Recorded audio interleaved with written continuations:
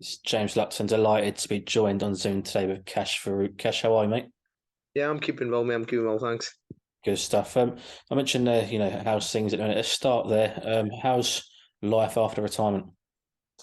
Yeah, it's a bit quiet to be honest, and I don't really miss boxing as much as I did obviously last year when I retired, but you just get used to life outside of boxing now, and but I'm still involved in boxing. I'm not. It's not I've left boxing. I'm still in the amateurs. You know, me. I'm still running the amateur gym at the night time, and I'm just back from there now, so I do that 3 times a week, and I do my personal training throughout the day, and so yeah, just life's getting on. Absolutely. You mentioned also you don't miss it as much as you did last year. It was very raw. You was forced out of the sport. It wasn't retirement on your terms as such. Um, at the time, how did it feel? Was you very bitter towards it? Yeah, I was to be honest. I was like, I don't know why it's I don't know I don't know explain to you, but I was like, I don't know how this has even happened to me.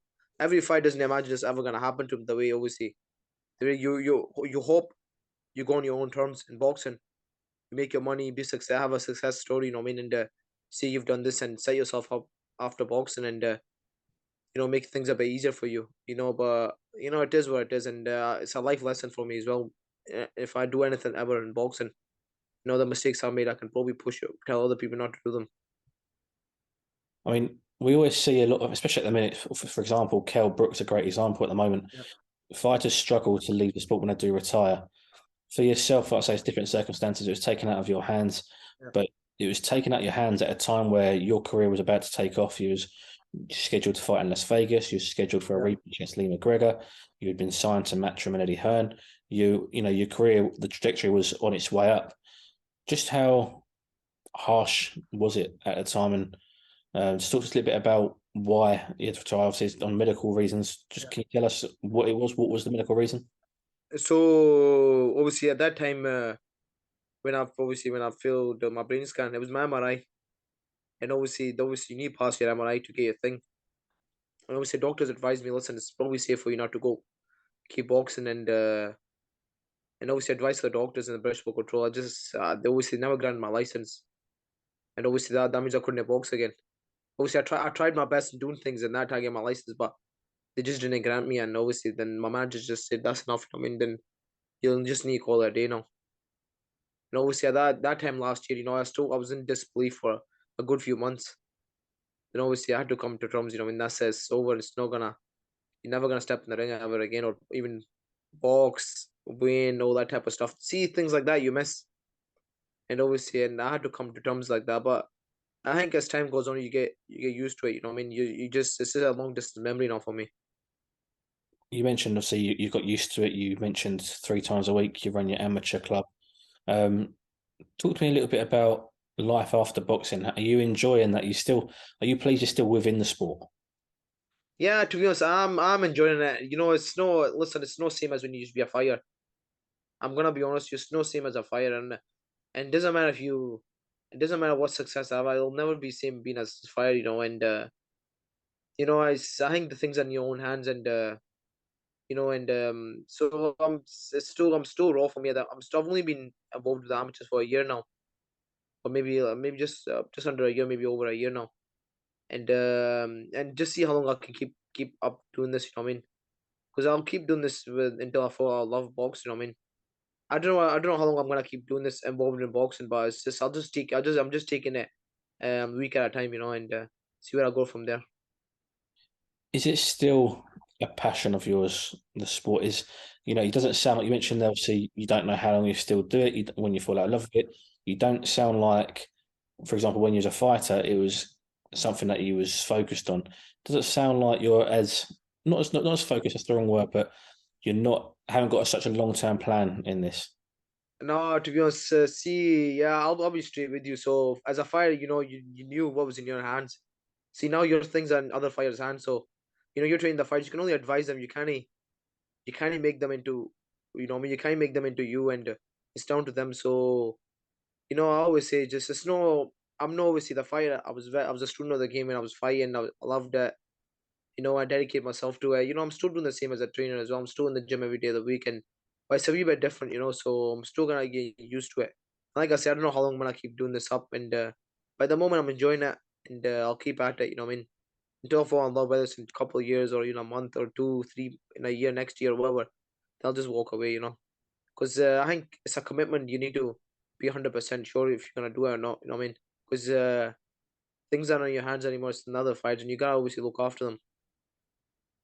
Do you get a sense of pride from when you are teaching these amateurs? Because for me, he was one of my favorite fighters to watch. He was an unbelievable fighter, and to pass on your knowledge and your wisdom and what you had learnt through your life in boxing, passing it on to the next generation.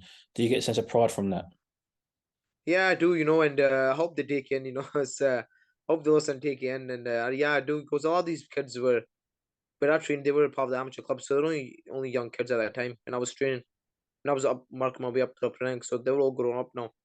They're all 14, 15, 16. So and to be honest, I've seen them for years. Since they've been wee guys. So it's yeah, I do take a bit of pride. And I hope they keep sticking out and keep get something. Obviously, look at my success and hope they can maybe look at that and say, listen, we can do it as well. I want to sort of go back to the beginning a little bit. Now, I think it says a lot about your character and your strength of character with how you dealt with your retirement for being forced upon you. Let's just go back to the beginning. You was born in Pakistan and you moved over when you was about 6 years old, I believe, to Yeah, London that's and right. then over to Glasgow. That's First of right. all, just tell me a bit about how, as a young boy, really, that you dealt with the move because it's such a big move as well. It was, I still up to be honest, I still remember when we came to London. We stayed in, I think it was Croydon. And I remember I remember coming to school and it was freezing. I think it was in Neo time. And it was a big change for us. We left all the family back home and we moved here and it was a wee bit difficult. We couldn't speak the language, neither could my mom and dad. And it was and we never knew anybody here. That was a problem. We never knew anybody here. So we had to find out one way doing everything. And so yeah, it was difficult. School, everything. I would say English was my second language at that time, but now obviously English is my first language.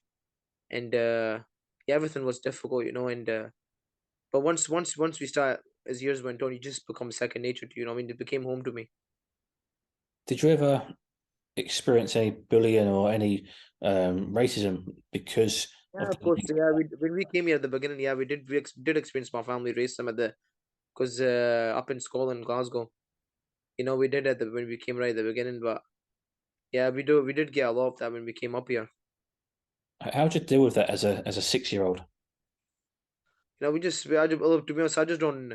We now by that time we never really took in like that. We know it's racism and that we just, I was like, why are they even doing this to us?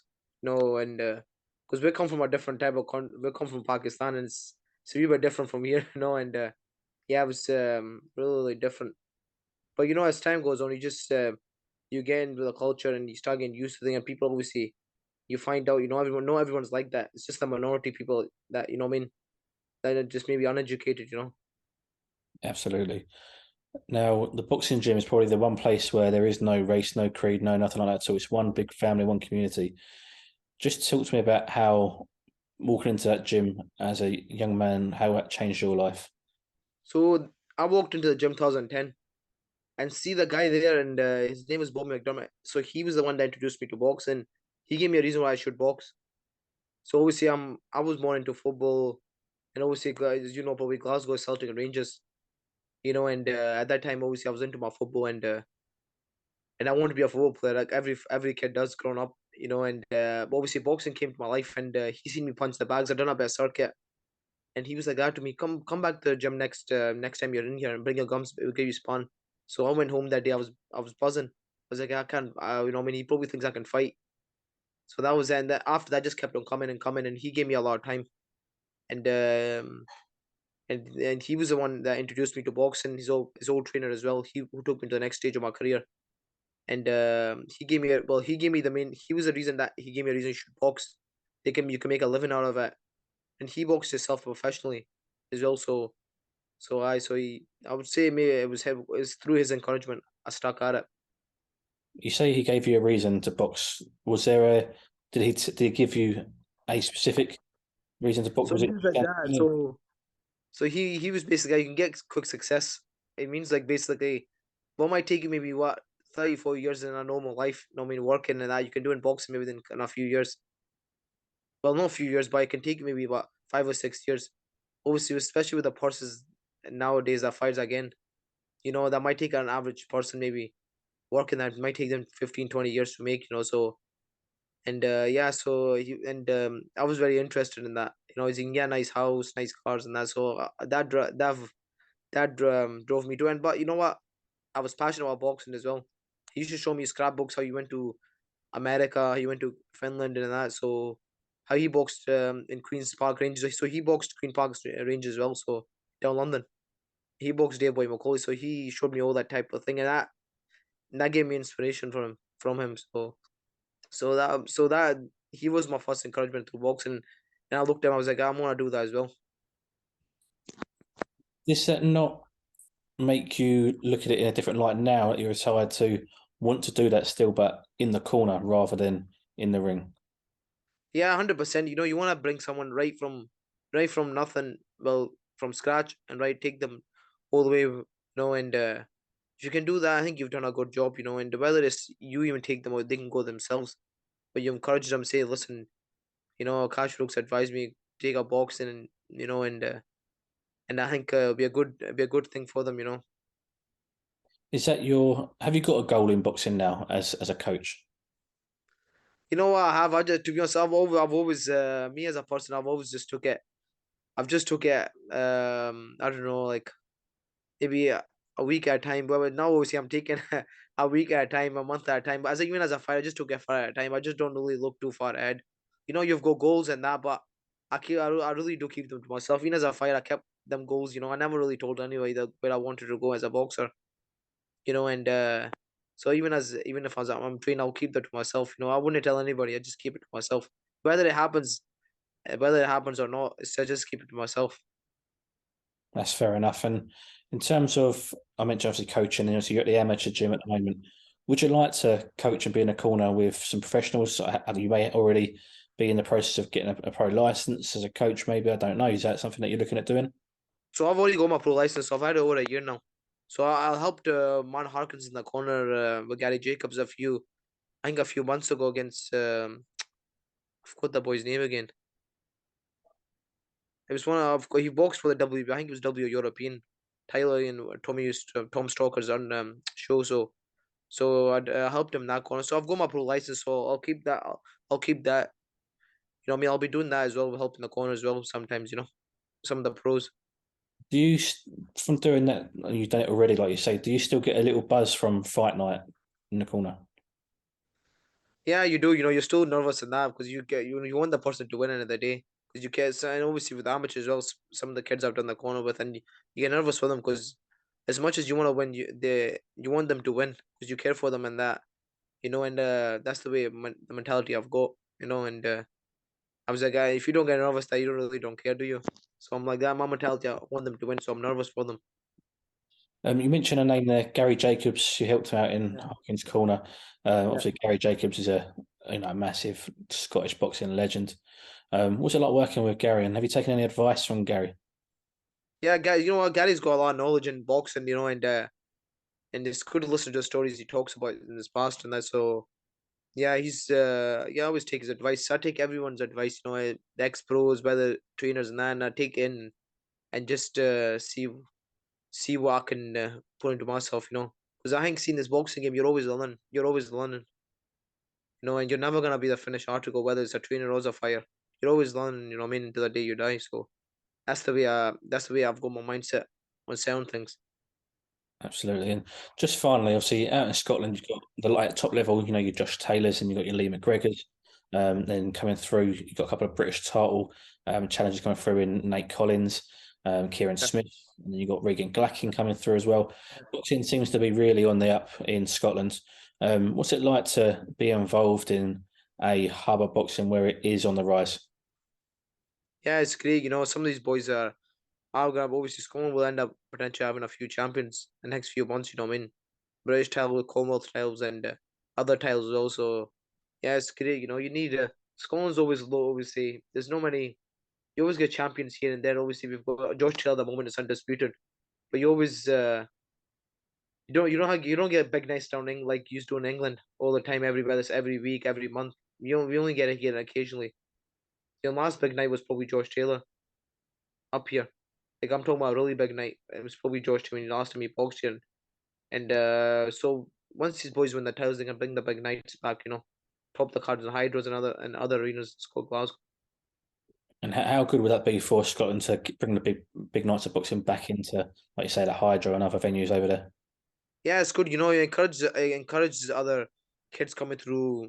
In the amateurs and even kids who are starting off as pros. It encourages them. They say, you know what, they're doing it, we can do it as well. They're up in Scotland, so we can do it as well. Because I think it's a wee bit tougher doing things up in Scotland to make it up here compared to England. You make a very good point. I want to come on to that actually. So you mentioned there the big nights and the big boxes and the top level fights. They're going to get kids into the gyms. Just talk to me a little bit about that, and obviously having to convert the fans into boxers as such, and get them to walk into the gym. What can we do more um, to have kids walk into the boxing gym for the first time? And like I say, it's always in England. There's always big fights. You obviously got London, Manchester, big cities, but the likes of Scotland, even Wales, Ireland. Obviously, we've got the Katie Taylor fight coming up in Ireland soon. Just how much of a difference will these big fights make to the gyms? It would, it brings more kids into the gyms. I mean that they're looking at people like obviously Josh Taylor and whoever bought tops big nights in Scotland like that. You know what they're doing up here. We want to be the next guy to do it. And that encourages kid going to gyms. The mom and dad might look at, I want to get my kid into boxing, and you know what, and hopefully you can get that stage. Because everyone's up here is all about football. Everyone wants to be a football player, but it's, even being a footballer is quite tough. So boxers you've got more of a chance because things are in your own hands. Absolutely. Well, Cash, perfect. Thank you very much for your time. I appreciate you joining me, mate. No worries, Jim. You take care, mate. All right. And to you. Thank you. Bye bye. Bye, mate.